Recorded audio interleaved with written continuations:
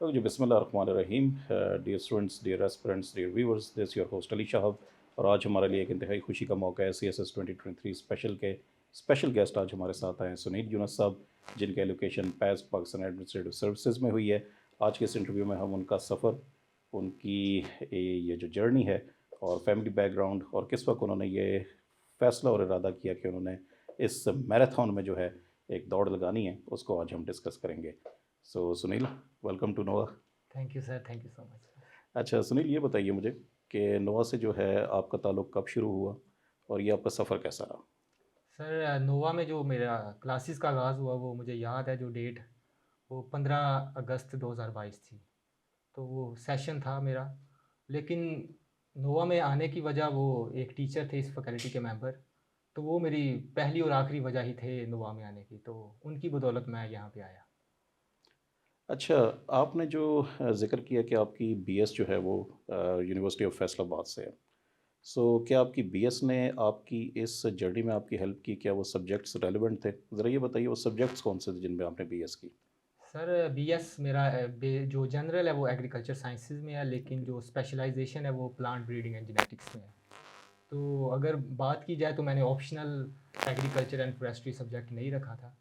लेकिन इस सफ़र का आगाज़ ड्यूरिंग माय डिग्री हो चुका था। कोविड का वो एरा था, 2020 की बात है। तो मेरे एक रूममेट ने कहा कि क्योंकि मैं पहले 3 बार एमडी कैट फेल कर चुका था। 1 साल मेरा अच्छा। ज़ाया हो चुका था। तो डॉक्टर बनने का ख्वाब था, लेकिन वो अधूरा रहा। तो बाद में मेरे दोस्त ने कहा कि एक सीएसएस है जो मतलब मदर ऑफ़ ऑल एग्ज़ाम्स है, वो तुम्हें देना चाहिए। क्योंकि वो मेरी थोड़ी-सी प्रेज़ेंटेशन और हैंड राइटिंग को जानता था। तो वहाँ से फिर मैंने आगाज़ किया, और ड्यूरिंग द डिग्री वो डिग्री को मैंने कम पढ़ा और इस पे मैंने ज़्यादा फ़ोकस किया। अच्छा, चलें, कंपल्सरी सब्जेक्ट्स का तो सबको पता है कि आपके जो ऑप्शनल सब्जेक्ट्स थे वो कौन से थे? सर ऑप्शनल में मेरा पहला जो मेजर सब्जेक्ट था वो आईआर था, फिर अमेरिकन हिस्ट्री, फिर जेंडर स्टडीज़, क्रिमिनोलॉजी और सोशियोलॉजी थी। ठीक हो गया। अच्छा, सबसे पहले आईआर से शुरू करते हैं। तो एकदम एग्रीकल्चर का एक आदमी आईआर पढ़ने के लिए आया और फिर इतना अच्छा स्कोर भी करता है और फिर एलोकेशन भी करता है। तो मुझे बताइए कि आपको आईआर की एबीसी किसने सिखाई और इसमें इतना कमाल किसने दिलवाया? सर पहली क्लास थी सर हसन अली गोंदल की, बहुत इज़्ज़त के साथ। तो मुझे जानते थे, तो उन्होंने पहले पूछा, "सुनील पॉपुलिज़्म बताओ कि पॉपुलिज़्म क्या है?" जाने मेरी बला के पॉपुलिज़्म क्या होता है। क्योंकि एक बायो का स्टूडेंट जब डायरेक्ट सिविल सर्विसेज के एग्ज़ाम में आता है तो पॉपुलिज़्म का नहीं पता होता। तो मैंने उधर कह दिया कि सर माज़रत के साथ मुझे नहीं पता। लेकिन जब आगे चलते गए, बेस बनती गई, तो सर की बदौलत आईआर की थेरीज़ इतनी स्ट्रॉन्ग हो गई कि जितने भी मेरे दोस्त थे, जब मैं उनको समझाता था तो वो मुझे एज़ अ टाइटल उन्होंने मुझे दे दिया कि तू सस्ता हसन अली गोंदल है। तो मतलब सेम वही एक्सप्रेशंस नज़र आते थे सर सही वाले। हो, ठीक हो गया। यानी उस्ताद जिससे आपका बड़ा लगाव ना, फिर उसकी पर्सनैलिटी भी आपके अंदर बड़ी रिफ्लेक्ट करती है। अच्छा, फिर आपने इसके बताया यूएस हिस्ट्री। अच्छा, यूएस हिस्ट्री के बारे में तो आम तौर पे यही एक तासुर पाया जाता है कि इसमें इतना स्कोर नहीं आता। और अगर आप स्पेशल के रिज़ल्ट भी देखें तो मेरा ख़्याल है मेजॉरिटी है जो यूएस हिस्ट्री में रह गई है। सो वो कौन से फैक्टर्स आपके पेपर में थे जिसने आपको स्कोर दिया, और आप क्या इन एस्पिरेंट्स को रिकमेंड करते हैं कि इस पेपर में किन चीज़ों का ख्याल रखना चाहिए?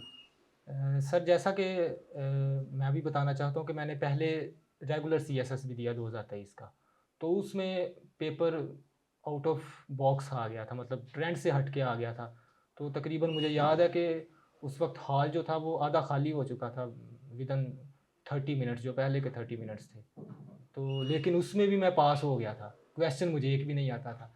वो कुछ पेपर अटेम्प्टिंग टेक्निक्स थी जो मैंने सीखी थी अपने टीचर से। तो वो ही मैंने उसमें अप्लाई की और वो ही फिर स्पेशल में अप्लाई की। तो इसके लिए जो बेसिक चीज़ें हैं वो ये है कि थोड़ी सी हिस्ट्री को इन डेप्थ स्टडी कर लें आप। मतलब कुछ स्पेसिफिक बुक बाद में टीचर्स सर अली ने रिकमेंड की, मौजमदार की बुक है। वो थोड़ी सी डेप्थ में आपको नॉलेज देता है, तो उसको ज़रूर एक बार पढ़ लें। फिर आपके रेफरेंसेस थोड़े से स्ट्रॉन्ग हो, अगर आप अपना आर्गूमेंट दे रहे हैं तो उसको सपोर्ट करें किसी बुक के साथ या किसी पर्सनैलिटी की रेफरेंस के साथ। या फॉर एग्जांपल जब आप मौजमदार की बुक पढ़ते हैं तो उसमें हर एक टॉपिक के साथ उसने कोई ना कोई कोटेशन दी है किसी ना किसी फ़िलासफ़र की, तो वो ज़रूर आप उस हिस्टोरियन की उस रेफरेंस को, उस कोटेशन को ऐड करते जाएँ, ताकि आपका जो क्वेश्चन है वो एंड पे एक स्ट्रॉन्ग क्वेश्चन बन सके। ठीक हो गया। अच्छा, साथ आपने क्रिमिनोलॉजी का भी ज़िक्र किया है, तो क्रिमिनोलॉजी चूँकि मेजॉरिटी स्टूडेंट्स जो है वही इसकी तरफ जाते हैं, तो रेगुलर सीएसएस में भी आपने क्रिमिनोलॉजी की तरफ ही रुजू किया था या फिर ये आपने सब्जेक्ट चेंज किया? सब्जेक्ट सर मेरे सेम रहे, रेगुलर 2023 में भी वही थे और स्पेशल अच्छा, में भी वही थे। ठीक हो गया। तो क्रिमिनोलॉजी उधर भी था और इधर भी मैंने इसी को रखा क्योंकि मार्क्स मेरे 70 प्लस आ गए थे रेगुलर सीएसएस में, और स्पेशल में मुझे उम्मीद थी कि इस बार भी अच्छे मार्क्स आएंगे, तो ठीक है, वैसा ही हुआ। तो क्रिमिनोलॉजी के आपके टीचर कौन थे यहाँ पे? सर हुज़ैफ़ा हैं, उन्होंने क्रिमिनोलॉजी पढ़ाई है। ठीक हो गया।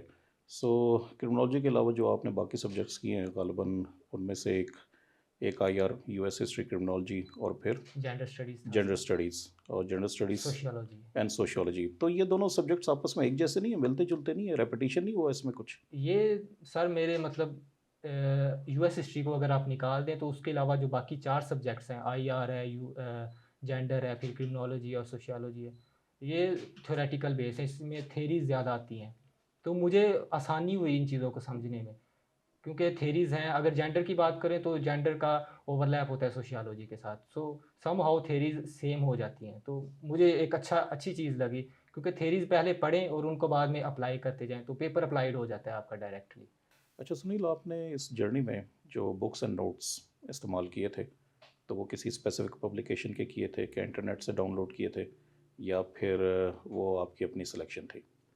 सर जब एकेडमी में आया तो टीचर्स ने ही मुझे रिकमेंड की बुक्स, तो उनमें प्रेसी की बुक आपकी थी, फिर बाद में सर हसन अली गोंदल की आईआर की बुक थी, फिर सोशियोलॉजी की सर सुमरो साहब की बुक थी, फिर इसी तरह से अगर क्रिमिनोलॉजी की बात की जाए तो सर हुज़ैफ़ा के नोट्स भी थे क्लास के, और फिर सर नकवी साहब की बुक भी थी। तो नोवा की बुक्स ने बहुत हेल्प की मेरी इस सारी जर्नी में। तो इसके अलावा अगर और बुक्स देखी जाएँ तो वो इससे हट के मैंने जनरल बुक्स जो नॉन एकेडमिक बुक्स होती हैं वो पढ़ी थी। अच्छा, कंपल्सरी सब्जेक्ट्स में आपको किन-किन सब्जेक्ट्स में जो है ज़्यादा जो है मुश्किलात दरपेश आईं? अ, कंपल्सरी चूँकि बीइंग अ माइनॉरिटी स्टूडेंट, तो मैंने इस्लामियात की जगह पे comparative study of major religions रखा। तो ये तो सबसे पहले हर्डल थी कि कोई टीचर नहीं था पढ़ाने वाला। तो एकेडमी में भी मुश्किल थी। तो ये वाहिद सब्जेक्ट था जो मैंने ए टू ज़ी खुद तैयार किया, और इसका सिलेबस अगर आप देखें तो जितने भी कंपल्सरी सब्जेक्ट्स हैं सबसे लेंथी सिलेबस इसका है। आप 5 रिलीजन्स को सेपरेट स्टडी करते हैं। लेकिन जब मैंने वो खुद तैयार किया, इन डेप्थ तैयार किया, तो खुदा का बड़ा करम हुआ कि रेगुलर सीएसएस 2023 में I was the topper of comparative study. I good, got 85 marks good. In that exam. तो मेरे मुझे ये लगा कि जो चीज़ खुद बंदा तैयार करता है उसमें उसकी ज़्यादा महारत होती है, बजाय इसके कि किसी अगर दूसरे से सीखें। तो एक वो मुझे चैलेंजिंग सब्जेक्ट लगा कंपैरेटिव स्टडी। अच्छा, सीएसएस की जर्नी में आप प्रैक्टिस को और टेस्ट सेशंस को कहाँ पे रेट करते हैं? ये कितने ज़रूरी हैं? सर अगर देखा जाए तो लेक्चर्स के अलावा जब तक आप टेस्ट सीरीज़ में नहीं बैठते तब तक आपको पता नहीं चलता कि आप कितने पानी में हैं। तो स्पेशल सीएसएस एग्ज़ाम से पहले मैंने टेस्ट सीरीज़ दी और नहायत ही शानदार गई। आप भी उसमें थे, प्रेसी आपने पढ़ाई, तो अल्हम्दुलिल्लाह वो पास हो गई प्रेसी। और फिर बाद में हसन अली गोंदल साहब के पास करंट अफेयर्स था, पाक फैसल अली के पास था। तो I scored good marks in compulsory subjects. तो मेरे ख़्याल से जो, क्योंकि टीचर्स होते हैं, कुछ ऐसी बातें होती हैं जो वो लेक्चर के दौरान नहीं बता सकते, लेकिन टेस्ट सीरीज़ में वो आपको टेक्निक्स वो बता देते हैं। तो अगर तो आप सर हसन अली गोंदल या सर अली से वो बातें निकलवाना चाहते हैं तो आप टेस्ट सीरीज़ में बैठ जाएँ, वो आपको ज़रूर बताएँगे। अच्छा, यानी कि टेस्ट सीरीज़ आप अगर रेट करें कि आपकी पूरी तैयारी एक तरफ और टेस्ट सीरीज़ एक तरफ, तो सबसे ज़्यादा आपकी स्किल्स को जो है पॉलिश वो टेस्ट सीरीज़ ने की है। बिल्कुल सर। ठीक हो गया। अच्छा, टेस्ट सीरीज़ के अलावा आपकी क्या यानी कि एक्टिविटीज़ रही? अपना दिन आप कैसे गुज़ारते थे इस तैयारी के दौरान? अपने आप को मोटिवेट आपने कैसे रखा? मैं हॉस्टल में था, तकरीबन 2 साल मैं हॉस्टल में रहा इधर ही इस्लामाबाद में। तो वैसे तो मेरी हॉबी, मैं म्यूज़िशियन हूँ, मैं तबला बजाता हूँ। एक बस गुज़ारा लायक है, अच्छा तो नहीं कहूँगा इस मामले में। तो लेकिन यहाँ पे आके वो हॉबी भी छूट गई। लेकिन इधर बस हॉस्टल में होते थे, फ्री थे तो पढ़ते थे, लेकिन कभी-कभार दोस्तों के साथ भी बाहर चले जाते थे। और शुक्र है खुदा का कि दोस्त भी ऐसे मिले जो पढ़ने वाले थे। लेकिन तबले को मैंने ज़रूर यहाँ पे मिस किया। अच्छा, आपने वैसे पहले अर्ज़ किया था कि आपके वालिद साहब भी पास्टर हैं, जी तो सर। आपको घर की तरफ से कितनी सपोर्ट मिली? सर फैमिली, मैं हर जगह पे ये कहता हूँ कि फैमिली सिर्फ फाइनेंशियल सपोर्ट नहीं देती है आपको, बल्कि इमोशनल बैकअप भी देती है। तो जब मेरा 23 का सीएसएस फेल हुआ, तो क्योंकि मेरे वालिद जो हैं वो पास्टर हैं, और लो मिडिल क्लास फैमिली है, लेकिन उन्होंने भरपूर तरीके से सपोर्ट की, क्योंकि 2 साल इस्लामाबाद में रहना और वो भी हॉस्टल में रहना, ये एक मुश्किल बात होती है, लेकिन खुदा ने रिसोर्सेज फराहम करता गया और काम चलता गया आगे से आगे। तो आपके छोटे बहन भाई भी हैं? मैं सर अपनी फैमिली में सबसे छोटा हूँ। अच्छा, आप सबसे छोटे हैं। हाँ जी सर। अच्छा जी, ये वैसे आम तौर पे ये होता है कि बड़ा भाई या जो बड़ा फैमिली मेंबर होता है ना, वो मिसाल क्रिएट करता है छोटों के लिए। तो अब आप क्या मिसाल अब बड़ों के लिए क्रिएट कर रहे हैं या ये इधर तक ही रुक गई है? नहीं सर, मेरे भाई वो समझते हैं कि ये हमारा शाइनिंग स्टार है फैमिली का, मतलब सीएसएस पास होने से पहले ही वो ये समझते थे। तो अब तो कंफर्म हो गई है ना बात, मोहर हो गई है उस पे। तो उनके लिए भी एक एग्जांपल सेट हो चुकी है, और उनके जो बच्चे हैं या जो हमारी अगली जनरेशन है उनके लिए भी एग्जांपल है। स्पेशली हमारी कम्युनिटी के लिए, क्योंकि कभी कभार रेयर केसेस होते हैं जब कोई पास करता है। तो तकरीबन 20 दिन गुजर चुके हैं, तो अब तक मुबारकबादें आ रही हैं मुख्तलिफ़ जगहों से। तो बड़ी खुशी का समा है हर तरफ सर। अच्छा, अगर इंटरव्यू में ये सवाल ना पूछा जाए तो मेरे ख्याल इंटरव्यू का मकसद भी पूरा नहीं होता। मुझे बताइए, आम तौर पे एसे राइटिंग का पेपर जो होता है वो सबसे चैलेंजिंग कंसिडर किया जाता है। आपने एसे राइटिंग के पेपर में कौन-कौन सी चीज़ें मद्देनज़र रखी थी? कौन सा एसे अटेम्प्ट किया था और उसकी टेक्निक्स क्या थी? ऐसे सर मैंने इसी अकेडमी से पढ़ा। तो जब 23 का मेरा फ़ेल हुआ, तो उसमें ऐसे एक मेजर रीज़न थी फ़ेल होने की। अ, तो उसके बाद थोड़ा-सा मैंने टेक्नीक को चेंज किया। सब कहते हैं कि सर मोहम्मद अली ख़ान पाकिस्तान अफ़ेयर्स पढ़ाते हैं, लेकिन मैं ये समझता हूँ कि अगर पाकिस्तान अफ़ेयर्स के अलावा आप कोई और सब्जेक्ट उनसे पढ़ें, तो वो पाकिस्तान अफ़ेयर्स से भी अच्छा पढ़ाएँगे। तो बाद में मैं उनके पास चला गया अपनी डीएमसी लेके। तो एसे की आउटलाइन्स पे उन्होंने मुझे काम करवाया, और थोड़ा-सा करम खुदा ने भी कर दिया कि टॉपिक स्पेशल में वो आ गया जो टेस्ट सीरीज़ में उसके रिलेटेड क्वेश्चन आ चुका था। वो मल्टीपोलैरिटी के रिलेटेड था। टॉपिक कुछ यूँ था कि unipolarity, bipolarity, multipolarity, new direction of the world. तो क्वेश्चन भी अटेम्प्ट कर चुके थे, और ऊपर से मेरा ऑप्शनल भी आईआर था। तो खुदा का नाम लेके मैंने उस पे काम शुरू किया और कामयाबी मिली। अच्छा, ये एक हमारा जी बड़ा इत्तेफ़ाक है कि हमारी टेस्ट सीरीज़ में आम तौर पे जो टॉपिक्स होते हैं इससे कि वो इम्तिहान में किसी न किसी जो है बहाने या किसी न किसी तरीके से पूछे ज़रूर जा रहे होते हैं। सो यहाँ पे जितने भी हमारे व्यूवर्स हैं उनको मैं ज़रूर रिकमेंड करूँगा कि आपकी अगर सीएसएस की तैयारी चल रही है तो टेस्ट सीरीज़ जो है उसको ज़रूर अवेल करें। वो आपको जो है इन द लॉन्ग रन बहुत ज़्यादा फ़ायदा भी देगी। अच्छा, जिस वक़्त ये रिटन आपका क्वालीफ़ाई हो जाता है तो उसके बाद सबसे बड़ा जो आपको पता है कि एक स्टेपिंग स्टोन जो है वो इंटरव्यू का होता है। सो इंटरव्यू के मार्क्स जो हैं बहुत ज़्यादा जो है ये फ़ैसला करते हैं कि आपकी फिर ग्रुप की एलोकेशन भी कौन सी होगी। सो रिटन तो एक अलग जर्नी है, मगर इंटरव्यू में जो है एक महारत हासिल करना ये भी जो है एक बहुत मुश्किल काम है। तो मुझे बताइए कि आपने इंटरव्यू की तैयारी कितनी एकेडमी से की और आपका इंटरव्यू का जो एक्सपीरियंस है वो कैसा रहा? अकेडमी तो सर, अगर अकेडमी का ज़िक्र किया जाए तो अकेडमी सिर्फ मेरी नोवा ही रही है। तो मेरे टीचर्स का तो हत्ता हत्ता कि ये कहना है कि सुनील तो पैदा ही नोवा में हुआ था। तो इंटरव्यू की तैयारी भी नोवा से ही की। साइकोलॉजिकल की तैयारी, फिर जो इनका इंटरव्यू मॉक्स जो होते हैं, जो सीनियर पैनल मॉक्स लेते हैं, तो उनके बाद जो हमारे एकेडमी के फैकल्टी के मेंबर्स हैं, स्पेशली सर फरीद हो गए, फिर सर अली हो गए।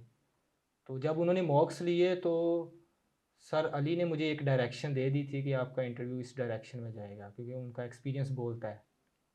तो क्योंकि इस जर्नी में फ़ेथ आपकी एक की होती है, जो अगर आपके पास फ़ेथ है तो यकीनन कामयाबी मिल जाती है।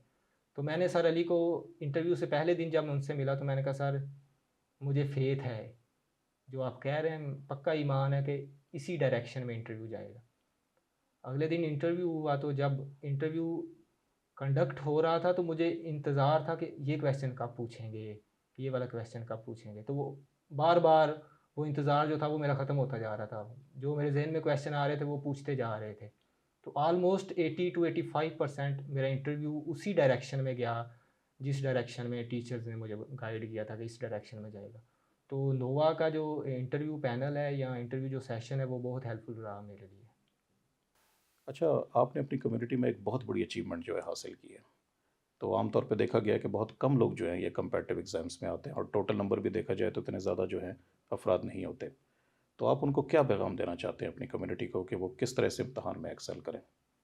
बिल्कुल सर, अगर बात की जाए तो इस बार पंजाब में तकरीबन 64 सीट्स थी स्पेशल सीएसएस में। तो माइनॉरिटी में से टोटल आई थिंक 7 एलोकेशंस हुई हैं। तो पहली बात तो ये है कि पढ़ते नहीं हैं हम लोग। अगर पढ़ें भी तो मैट्रिक अगर कर लिया तो ये हमारे लिए बहुत मार का होता है कि जी बस इतना काफ़ी है। तो अब चूँकि एक रुझान बढ़ रहा है, थोड़ा-सा ट्रेंड इंक्रीज़ हो रहा है टुवर्ड्स द सिविल सर्विसेज़, तो अब यकीनन मैं कामयाब हुआ हूँ तो ये कामयाबी मेरी तक नहीं महदूद रहेगी, बल्कि अब खुदा ने चाहा तो एक लाइन लगाएँगे, एज़ अ डेस्टिनी हेल्पर काम करेंगे। तो डेस्टिनी मेकर तो ऊपर वाली ज़ात है, वो ज़रूर बनाएगी। तो अवेयरनेस पहली बात होती है, तो उसके लिए अवेयरनेस सेशंस होंगे, कोई सेमिनार अरेंज करेंगे, इंडिविजुअली भी कर सकते हैं, अपनी एकेडमी के साथ मिलके भी कर सकते हैं, ताकि जहाँ पर मेजॉरिटी आ रही है वहाँ के साथ साथ मिनॉरिटी भी साथ ही इकट्ठी कम्पीट करे। अच्छा सुनील, बुक्स का तो आपने बता दिया कि आपने जो है नोवा की जो पब्लिकेशन ही कंसल्ट की थी। मगर जिस वक़्त रिवीजन की बात आती है, इम्तिहान में जो है थोड़ा अर्सा रह जाता है, तो रिवीजन की फिर आपकी टेक्निक क्या थी? सर मेरी टेक्निक्स कुछ इस तरह से थी कि लेंथी नोट्स तो आप साथ साथ बनाते रहते हैं जब लेक्चर नोट करते हैं, बाद में रिकमेंडेड बुक पढ़ते हैं। तो बात आती है एंड पे शॉर्ट नोट्स की, क्योंकि ड्यूरिंग द एग्ज़ाम 2 घंटे में सिर्फ शॉर्ट नोट्स ही रिवाइज होते हैं। तो अगर आप पूरे साल में शॉर्ट नोट्स नहीं बना सके तो एंड पे आपको एक चांस दिया जाता है शॉर्ट नोट्स बनाने का, in the form of a revision classes. तो नोवा एक सेशन कंडक्ट करती है रिवीजन क्लासेस का, जिसमें कंपलसरी सब्जेक्ट स्पेशली अगर करंट अफेयर्स, क्योंकि बहुत मुश्किल माना जाता है, सिलेबस बहुत वास्ट होता है, तो करंट अफेयर्स सर फरीद का, फिर पाकिस्तान अफेयर्स सर अली का, फिर ऐसे सर अली शहाब का, फिर प्रेसी हो गई, फिर इसी तरह से जीएसए का हो गया और इस्लामियात। तो विदिन 7 to 10 डेज़ आपके कंपलसरी के सारे शॉर्ट नोट्स बन जाते हैं, वन लाइनर। तो वो मेहनत जो आपने पीछे एक साल में छोड़ी होती है, वो विदिन 10 डेज़ आपकी वो सारा सिलेबस कवर हो जाता है। तो आई थिंक जो रिवीजन क्लासेस हैं वो बहुत फ़ायदा देती हैं स्टूडेंट को। मैं यहाँ पे जो है व्यूअर्स से ये बात भी कहना चाहूँगा कि सुनील जो है वो हमारी नोवा अकेडमी का एक कंप्लीट पैकेज है।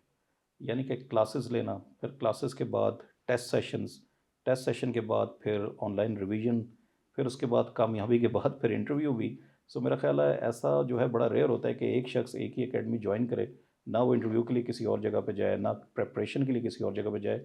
सो this is what I call faith. So बिल्कुल इफ़ यू हैव फेथ कि जी वाकई आप डिलीवर करेंगे और आपकी कामयाबी मुकद्दर में आएगी, तो आपके पास ये लाजमी जो है अपॉर्चुनिटी होनी चाहिए कि जो ट्यूटर्स आपको मिलते हैं, आपका उन पे फेथ हो कि ये लोग मुझे कामयाबी की तरफ लेके जाएंगे। हर ट्यूटर आपको जो है मुकम्मल रहनुमाई देता है और मुकम्मल दिल से पढ़ाता है भी। यहाँ पे जो है कोई बईद नहीं है कि अगर मैं हसन अली गोंदल साहब, अली साहब, फरीद साहब का जिक्र ना करूँ, क्योंकि ये लोग स्टूडेंट्स को एक एक्स्ट्रा एज देते हैं जो क्लास के बाद भी इनकी हेल्प करते हैं। हमारे पास तो एक टाइम लिमिटेशन आ जाती है, मगर मैंने इन अफराद को देखा है कि हमेशा स्टूडेंट्स को इन्होंने आउट ऑफ बॉक्स जाके मदद की है। सो उसका एक अमली मुजाहरा जो है हमारे पास सुनील की सूरत में भी है कि जिन्होंने अपनी जर्नी बिगिनिंग से एंड तक सारी की सारी नोवा मई कवर की है। सो यहाँ पे सुनील हमारी जो है गुफ्तगू अब अख्ताम तक पहुँचती है। तो व्यूवर्स के नाम अगर कोई पैगाम है, कोई चीज़, कोई बात अगर शेयर करना चाहें। मुझे वो शेर याद आ रहा है कि जो मैंने तैयार किया था कि शायद मुझसे पूछा जाए इंटरव्यू के दौरान, क्योंकि जब कामयाबी मिलती है तो सर बाबा खेल से एक बात सीखी है कि कामयाबी वक्ती तौर पर तो लगता है कि वो कामयाबी हमारी कामयाबी है, लेकिन वो होती हमारे पेरेंट्स की कामयाबी है। तो वो अरूज और ज़वाल आता रहता है, यकीनन खुदा है जो रियासतें कायम करता है, ओहदे देता है, इख्तियारात उसकी तरफ से आते हैं। तो अपने आप को हमेशा हम्बल रखना चाहिए। तो वो पंजाबी का शेर है कि चंगा कीता दुनियादारी कोई ना सीखी, आके बैठे सिगरेट पीता, वेला आया उठ के टुर पे, रंग तमाशा दूरों तक्या, मन परझाया वांग यतीमा टपरी वासा, नेड़े जाके करना की सी, उथे केड़ा बह रहना सी, पर सजनों मित्रो जी मन्ने ते रज के जीना, पख पखेरो बन के उड्डना, ये दुनिया एडी माड़ी नहीं है, साडे नाल ते हत्थ होया है, थां ते वेला रास नहीं आए, आके बैठे सिगरेट पीता, वेला आया उठ के टुर पे। तो ये दुनिया जो है ये आर्जी दुनिया है, और ये इख्तियारात जो हैं, ये ओहदे जो हैं, ये आर्जी ओहदे हैं। लेकिन हमेशा अपने आप को आजिज़ी के अंदर रखें और खुदा इसी तरह आपको आगे भी कामयाबियाँ देता रहेगा। चलो, best of luck dear. Thank बहुत यू खुशी सर। हुई आपसे मुलाकात करके। Thank you so thank you much very sir. Much.